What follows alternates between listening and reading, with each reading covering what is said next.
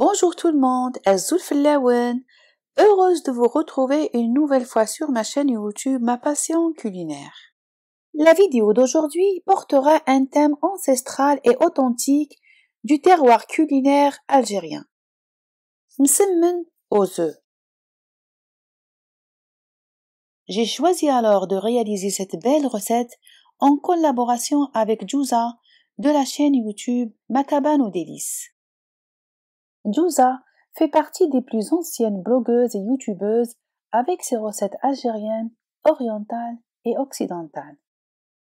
Et on a pu découvrir la mise en œuvre de sa cuisine sur la chaîne télévisée Samira TV. Douée d'une dextérité et maîtrise d'un talent culinaire venant de tout horizon, Djouza est aussi une passionnée de msemmen. Elle nous propose alors aujourd'hui une toute nouvelle forme triangulaire de msemmen sur sa chaîne YouTube.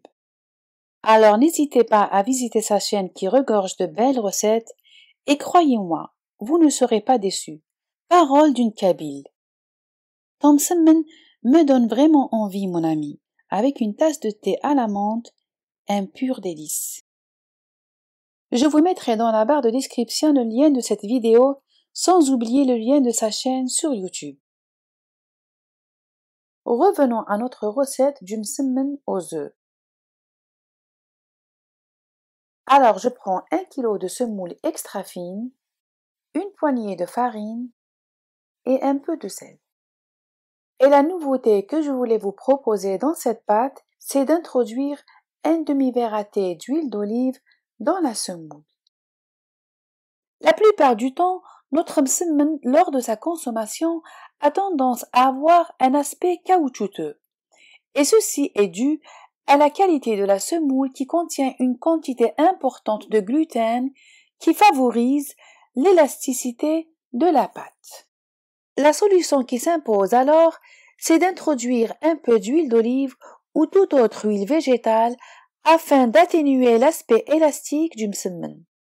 Le peu d'huile que j'ai mis dans ma semoule n'aura aucun impact sur la réussite de ma pâte. Ma pâte sera lisse, belle et élastique. Alors j'introduis petit à petit de l'eau froide à ma semoule jusqu'à obtenir une pâte bien ferme. En effet, ma semoule est tellement fine qu'elle ressemble à de la farine. Ce qui expliquerait donc le faible taux d'absorption à l'eau qui reste très minime. Alors je résume. Une pâte à base de semoule extra fine en période de chaleur doit être bien ferme.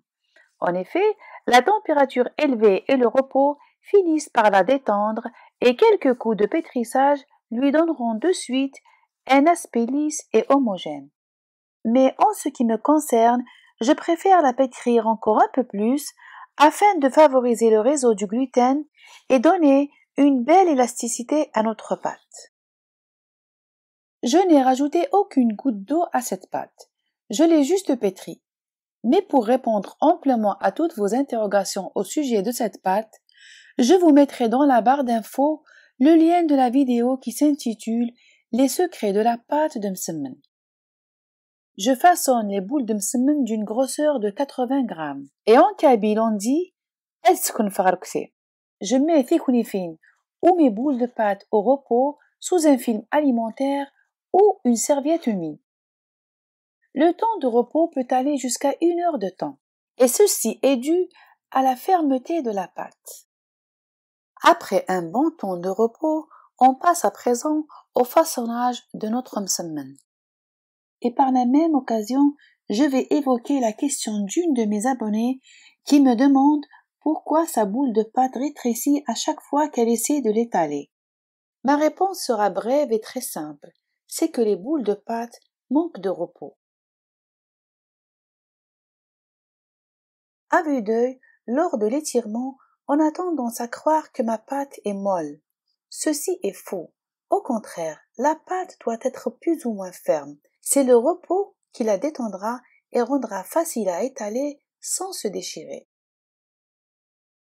Je vous mettrai dans la barre d'infos le lien de la vidéo détaillée de la préparation des msemmen.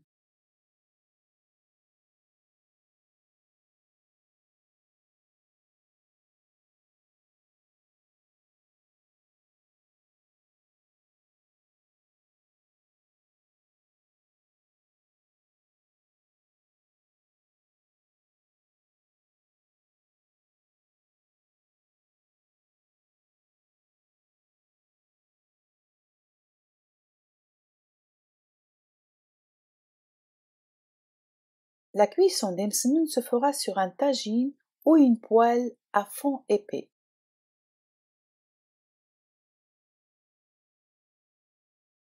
J'imbibe d'un filet d'huile avant et après l'avoir posé sur la plaque de cuisson afin d'éviter le durcissement du msemen lors de la cuisson.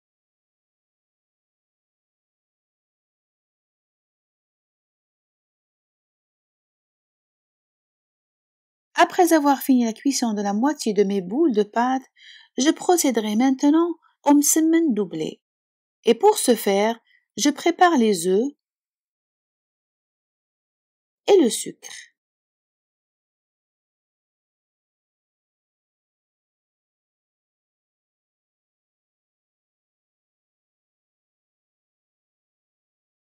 Alors j'étale encore une fois ma boule de pâte sur le plan de travail comme je l'ai précédemment montré.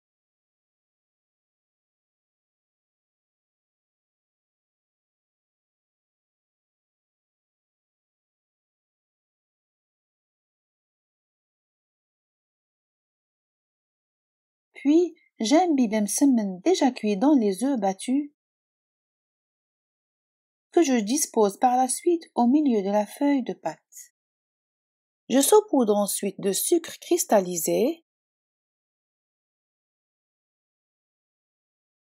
et j'enveloppe le tout.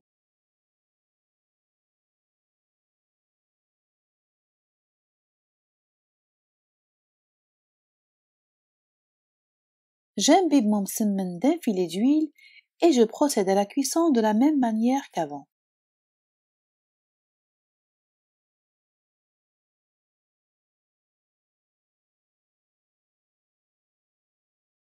Il est inutile de retourner plusieurs fois les msemen pendant la cuisson. Une seule fois suffit pour obtenir une belle dorure. Sinon, mon msemen risquerait de durcir.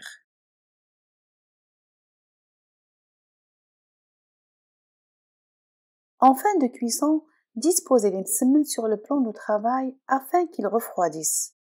On pourrait ensuite les empiler les uns sur les autres et les conserver dans un sac en plastique pour éviter qu'ils ne durcissent. Et comme le veut la tradition, pour sublimer le goût des msemen, chez nous en Kabylie, on les imbibe d'huile d'olive. Je ne vous cache pas, c'est une pure merveille. Regardons maintenant le résultat final de notre msemen. Voyez comme notre msemen se coupe facilement, et ceci grâce à l'huile qu'on a intégrée dans la semoule.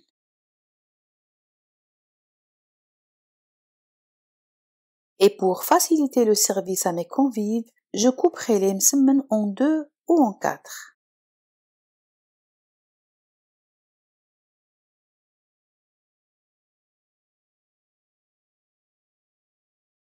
Envie de voyager et remonter dans le temps et découvrir ce que mangeaient nos ancêtres? Vous n'avez qu'à réaliser ces msemen avec toute sa simplicité. Semoule, huile d'olive, des œufs et du miel. Une idée de goûter, de quoi régaler les papilles des petits et grands, ou accompagner d'un bon thé à la menthe ou un café au lait.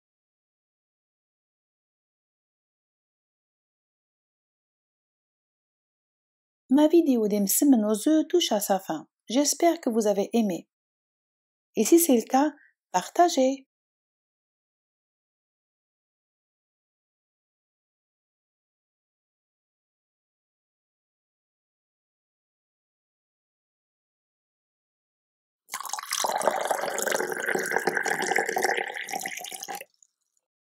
Et n'oubliez pas d'aller jeter un coup d'œil sur la chaîne de Djouza de ma cabane aux délices.